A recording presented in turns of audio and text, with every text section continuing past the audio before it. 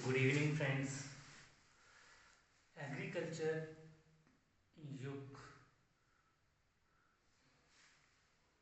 की ट्रिक्स में आपका स्वागत है।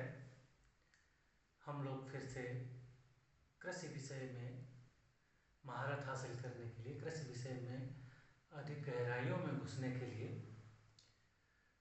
एक विशेष तरह से विशेष पढ़ाई पढ़ते हैं। आज कुछ खास प्रश्न हैं जिनको यहाँ पर लिखा रखा है। इसमें प्रमुख रूप से देखा जाए तो कुछ आपको दिख रहा होगा, प्रोटीन और फैट। अब आपके दिमाग में एक बात थोड़ी देर गूंजेगी कि आखिर ये प्रोटीन और फैट का कॉम्बिनेशन जो दिया है ये आखिर किस में होगा। तो जब इस तरह आपके दिमाग में कोई बात चलेगी, गूंजेगी, तो तुम्हारे दिमाग में बैठने की कोशिश करें। इससे ज़्यादा देर तक हम चीज़ें याद रख सकते हैं। तो प्रोटीन लिखा है 11.8% और फैट 11.2%। तो हमारे मन में एक बात आती है कि आखिर इतना प्रोटीन इतना फैट कहाँ है। तो एक बात अब दिमाग में ये बैठ जाएगी कि एक अंडा जो होता है, सामान्य अंडा मुर्गी का, उसमें 11.8% प्रोटीन पाई जाती है और 11.2% इसमें फैट पाया जाता है। और मुर्गी के अंडे का औसत वजन लगभग 58 ग्राम होता है। तो ये चीज़ें आपके मन में अब बैठ गई कि मुर्गी में 2-3 चीज़ें प्रमुख रूप से पूछी जाती हैं कि उसमें फैट कितना है, प्रोटीन कितनी है और उसका वजन कितना है। उसका मुर्गी की प्रजातियाँ, वो एनिमल हस्बेंड्री का विषय हो जाता है, उसको बाद में चर्चा जरूर करेंगे। तो मुख्य रूप से कंपोजिशन ये प्रमुख रूप से एक आता है। और दूसरा, अब आपको चार्ट दिख रहा होगा कि ओसी है ये,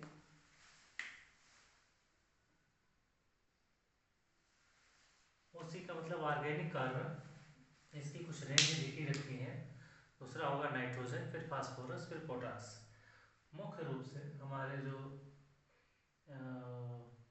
हमारे भारत की जो मिट्टियाँ हैं उनमें एक नॉर्मल वैल्यू क्या होनी चाहिए, जो सामान्य हो, कम हो, ज़्यादा हो, उसकी नॉर्मल वैल्यू हमेशा एक नए क्वेश्चन में आती रहती है। तो इसमें लिया है ऑर्गेनिक कार्बन। तो इसको याद रखने के लिए हमें मीडियम रेंज पर विशेष ध्यान देना होगा।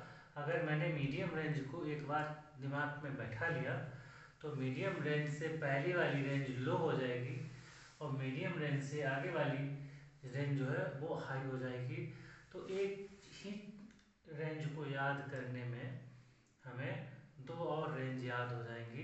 तो इस ट्रिक से हम आज सीखेंगे। तो देखो, ऑर्गेनिक कार्बन हमारे जो खेत की मृदाओं में उसकी मीडियम वैल्यू क्या है, 0.5 से 0.75%। अगर किसी खेत की मिट्टी में 0.5 से 0.75% से के बीच में जैविक कार्बन है तो ऐसा जैविक कार्बन हमारा मध्यम श्रेणी में आता है। अब 0.5 से कम होगा तो जैविक कार्बन लो हो जाएगा और जब 0.75% से ज़्यादा होगा तो यह मात्रा हमारी जैविक कार्बन की हाई हो जाएगी। तो इन 2 चीज़ों से मैंने ये भी सीखा और ये भी सीखा।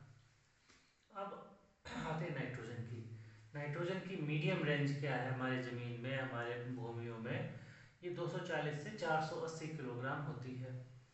अगर हमारे खेत में उसका सॉइल सैंपल लेकर के उसकी जांच कराएं तो उसमें अगर 240 से 480 किलो के बीच में नाइट्रोजन निकलती है तो ये मध्यम स्तर की नाइट्रोजन है। अगर 240 से कम हो जाएगी तो ये लो हो जाएगी मात्रा नाइट्रोजन की, और अगर 480 से ज़्यादा है तो ये हाई हो जाएगी। तो मैंने इन 2 बिंदुओं से ये 2 बिंदु एक्स्ट्रा याद कर लिए, ये तरीका है। अब फास्फोरस की बात करें। फास्फोरस भारतीय मृदाओं में अगर देखा जाए तो मीडियम रेंज में 11 से 22% आता है। अगर 11% से कम हुआ तो लो हो जाएगा और अगर 11% 22% से ज़्यादा हुआ तो वो मात्रा हाई हो जाएगी। तो इन चीज़ों से इस तरह से ये भी सीख लिया। अब आते हैं पोटास की मात्रा। पोटास की मीडियम रेंज है 110 से 280 किलोग्राम। अगर हम भारतीय मृदाओं की बात करें तो 110 से 280 किलोग्राम जो पोटास है वो मध्यम स्तर की पोटास मानी जाती है। अगर 110 से कम हो जाएगी तो यही मात्रा पोटास की मृदाओं में लो की श्रेणी में आएगी। अगर 280 से ज़्यादा हो जाएगी तो यही मात्रा हाई पोटेशियम के श्रेणी में आ जाएगी। तो ये है हमारा कि हमारी मृदाओं में प्रमुख पोषक तत्व और ऑर्गेनिक कार्बन के साथ किनकी कितनी मात्रा नॉर्मल रेंज में है, मीडियम रेंज में है, उनकी हाई रेंज क्या है और उसकी लो रेंज क्या है, ये हम लोगों ने बिल्कुल सीख लिया है। वीडियो को 1-2 बार देखेंगे तो दिमाग में ये बात हमेशा के लिए बैठ जाएगी, इसे रटना नहीं पड़ेगा। अब यहाँ पर एक टेबल देख रही होगी, यहाँ पर लिखा है ragi, wheat, groundnut, sorghum, barley millet और मेज और राइस। यहाँ देखा होगा ragi 13.4, wheat 12.6, groundnut 9.2, sorghum 9.0, barley millet और मेज 8.0, राइस 3.7। ये मित्रों ये बात हो रही है कि हमारा जल उपयोग दक्षता, वाटर यूज इफिशियंसी के विषय में बात हो रही है। किस फसल में वाटर यूज इफिशियंसी ज़्यादा होती है और किस फसल की वाटर यूज इफिशियंसी कम होती है। अधिकांशतः क्वेश्चन यहीं से बने हैं, इतनी फसलों से बने हैं, तो इतना का मैंने जिक्र यहाँ पर किया है। तो सबसे ज़्यादा वाटर यूज इफिशियंसी हम अपनी फसलों की बात करें तो सबसे ज़्यादा रागी फसल की होती है। इसकी 13.4% 13.4% होती है और सबसे कम धान की होती है। धान में जबकि पानी भरा ही रहता है फिर भी जल उपयोग दक्षता सबसे कम धान की होती है। तो इस तरह के कंफ्यूज करने वाले प्रश्न बहुत ज़्यादा पूछ लिए जाते हैं। तो रागी की 13.4 और धान की 3.7। पैसे रेंज पूरी याद कर लेना। आयु किसी प्रकार के भी क्वेश्चन आजकल पूछ रहे हैं तो ये टेबल बहुत ही इम्पोर्टेंट है। अब आते हैं कि हमारी मृदा में टोटल सॉल्युबल साल्ट यानी कि कुल घुलनशील लवण की मात्रा के आधार पर हम मिट्टी को किन भागों में बांटते हैं। तो ये हमारी वो मिट्टियाँ हैं। तो हम कैसे इनको बांटेंगे वो अब बात करते हैं। अगर टोटल सॉल्युबल साल्ट TSS, इसको हम ऐसे भी कर सकते हैं TSS, अगर मृदा में मृदा का TSS 1 से कम है तो ये मृदा नॉर्मल कहलाएगी, सामान्य मृदा कहलाएगी। इसमें खेती आराम से कर सकते हैं। अगर मिट्टी में TSS 1 से कम है तो ये सामान्य उपजाऊ मृदा है, इसमें हम खेती आराम से कर सकते हैं। फिर आते हैं कि TSS की मात्रा 1 से 2 के बीच में है। TSS की मात्रा कितनी है? 1 से 2 के बीच में है। तो ये क्या हो जाएगा? क्रिटिकल फॉर जर्मिनेशन, यानी कि इसमें अंकुरण जो है प्रभावित हो जाएगा, क्रांतिक स्तर पर हो जाएगा, क्रिटिकल हो जाएगा उगना। तो जर्मिनेशन यहाँ पर सुप्रेस हो जाएगा। अगर TSS की मात्रा 2 से 4 के बीच में है, कितने बीच में है? 2 से 4 के बीच में है। तो ये कह रहा है क्या हो जाएगा? Critical for growth of the sensitive crop. Critical for growth of the sensitive crop, जो सेंसिटिव फसलें हैं, जो जो साल्ट के प्रति बिल्कुल सहज नहीं है, साल्ट देख लेती है वो मरना शुरू कर देती है, तो ऐसी फसलों की ग्रोथ यहाँ पर, वृद्धि बिल्कुल यहाँ पर नहीं होगी अगर 2 से 4 के बीच में है। तो अगर टीएसएस की मात्रा मैदान में टीएसएस की मात्रा 4 से ज़्यादा है, अगर मैदान में टीएसएस की मात्रा 4 से ज़्यादा है तो ये कैसी हो जाएगी, injurious to most of crop, अधिकांश फसलों के लिए यह जहरीली हो जाएगी। अधिकांश फसलें इसमें नहीं उगाई जा सकती। इसमें फसलें उगाने के लिए हमें विशेष प्रकार के कर्षक क्रियाएं करनी पड़ेंगी। तो ये हमारा इधर का पार्ट पूरा होता है। अब बात करते हैं उधर क्रॉप फिजियोलॉजी के महत्वपूर्ण प्रश्न, इसमें से आना ही आना है, आप मिला लेना पेपर किसी भी दिन। इस पेपर में देखना क्या आता है। हम जेनेटिक प्योरिटी की बात करें, इसमें से देख लेना, इतने ये ब्रैकेट में हम 10 क्वेश्चन तैयार करेंगे। जेनेटिक प्योरिटी ये सीड टेक्नोलॉजी से है। जेनेटिक प्योरिटी का मतलब होता है, ये है ग्राउंड नट।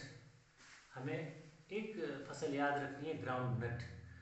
ग्राउंड नट की जो जेनेटिक प्योरिटी होती है वो 96% होती है। कितनी होती है? 96% जेनेटिक प्योरिटी ग्राउंड नट की है। मस्टर्ड और तिल की 97 है। मस्टर्ड और तिल की 97 है जेनेटिक प्योरिटी, और बाकी सभी फसलें जो तुम्हारी परीक्षा में आ सकती हैं उनकी 98 है। तो ये ट्रिक देखिए, अब आपको सारी चीज़ें पता होगी। हमें किसकी याद रखनी है? ग्राउंड नट की याद रखनी है 96, और मस्टर्ड और तिल की कितनी है? 97। मस्टर्ड और तिल की यानी सरसों और तिल फसल की 97, ग्राउंड नट की 96, बाकी सबकी 98% जेनेटिक प्योरिटी है। तो इससे हमें जेनेटिक प्योरिटी का पूरा कॉम्बिनेशन, बाकी सारी फसलें हमें नहीं याद करनी पड़ी और लगभग हमें सब याद हो गया। इससे केवल हमें 3 पॉइंट याद रखने हैं, ग्राउंड नट, मस्टर्ड, तिल एंड ऑल। अब ये जेनेटिक प्योरिटी की बात हो गई। अब बात करते हैं फिजिकल प्योरिटी की। तो फिजिकल प्योरिटी में देखिए, इतने में ही सारे फिजिकल प्योरिटी हमें याद हो जाएगी। तो मेज और ओकरा, जितनी मक्का और भिंडी की फसल है, इसमें हमें 99% फिजिकल प्योरिटी की आवश्यकता होती है। मतलब इसका स्टैंडर्ड है 99% इसमें फिजिकल प्योरिटी होनी ही होनी चाहिए। इसके बाद सोयाबीन, मस्टर्ड, तिल और जूट, ये याद रखना SMTJ को। सोयाबीन, मस्टर्ड, तिल और जूट, क्या? SMTJ, सोयाबीन, मस्टर्ड, तिल और जूट, इनको याद रखना। ये इनकी जो हमारी फिजिकल प्योरिटी होगी 97% से कम नहीं होनी चाहिए, नहीं तो हमारा मानक पूरा नहीं होगा और बीज की प्रजाति जो है प्रमाणित नहीं की जाएगी। दूसरा ग्राउंड नट को याद रखना, इसकी फिजिकल प्योरिटी भी 96 है और जेनेटिक प्योरिटी भी 96 है, दोनों कॉमन है, याद रखना चीज़ें ज़्यादा याद रखनी चाहिए। फिजिकल प्योरिटी और जेनेटिक, ऐसा क्वेश्चन पूछ दिया जाता है कि किस फसल की फिजिकल प्योरिटी और जेनेटिक प्योरिटी एक समान होती है, तो ये हमें याद रखना है कि ग्राउंड नट में ऐसा होता है और तिल में भी ऐसा होता है, मस्टर्ड में भी ऐसा होता है। ठीक है। अब बात करें गाजर की। अगर कोई पूछ दे, कभी कभी ये फसल आ जाती है, 4 फसलें दे दी गई हैं, उसमें पूछा कि किसकी फिजिकल प्योरिटी सबसे कम होती है, तो सबसे कम फिजिकल प्योरिटी 95% होती है कैरेट की, यानी कि गाजर की फिजिकल प्योरिटी सबसे कम होती है ना। तो याद रखना गाजर की फिजिकल प्योरिटी सबसे कम। उसके बाद है मूंगफली की 96, फिर SMJT, सोयाबीन, मस्टर्ड, तिल, जूट की 97, और मेज ओकरा की याद रखना इसकी सबसे ज़्यादा होती है। तो ये हमारे दो जो हैं टेबल मोस्ट इम्पॉर्टेंट है, इसमें से हमेशा क्वेश्चन बनता है, ऐसा कोई भी पेपर नहीं जाता जो इनसे अछूता रह जाए, चाहे मैचिंग में आ जाए चाहे ऑब्जेक्टिव में आ जाए, आता जरूर है। और इस बार इसके जो मैं बता रहा हूँ एसरेशन और रीजन वाले प्रश्न में से इसमें से आना है। वो कुछ डॉकेज रेंज दिया है। डॉकेज का मतलब होता है कि हमारे जो बीजों में इनर्ट मटेरियल होता है, अक्रिय पदार्थ होते हैं, उनकी मात्रा डॉकेज कहलाती है, या उसमें जो भी अशुद्धियाँ होती हैं, अशुद्धियों का प्रतिशत होता है, वो डॉकेज कहलाता है। इसकी रेंज 2 से 4% की होती है। मित्रों, आज की क्लास तो इतनी है, और ये मैंने क्लास काफ़ी दिनों बाद बनाई है। कारण यही रहता है कि जितने लोग देखते हैं उतने अगर लाइक और सब्सक्राइब करते रहें और थोड़ा सा आगे बढ़ाते रहें तो कृषि विषय में मैं जानता हूँ कि बहुत सी क्लासेस हो रही हैं यूट्यूब पर, तमाम सी हो रही हैं। तो हमें कहीं भी मिले हम वहाँ पर बैठ जाएंगे और जो भी प्रश्न मिले, जो भी प्रश्न हमें ऐसा लग रहा है कि हमारा अछूता प्रश्न है, वो हमें टच करने की ज़रूरत है, तो वो जहाँ से भी मिले वो बहुत अच्छा होता है। और कोशिश करिए ये चैनल भी सब्सक्राइब करके रखें और अधिक से अधिक क्वेश्चन को अटेम्प्ट किया जाए। इन विषयों पर चर्चा आगे जारी रहेगी। उसके लिए धन्यवाद। Thanks for watching.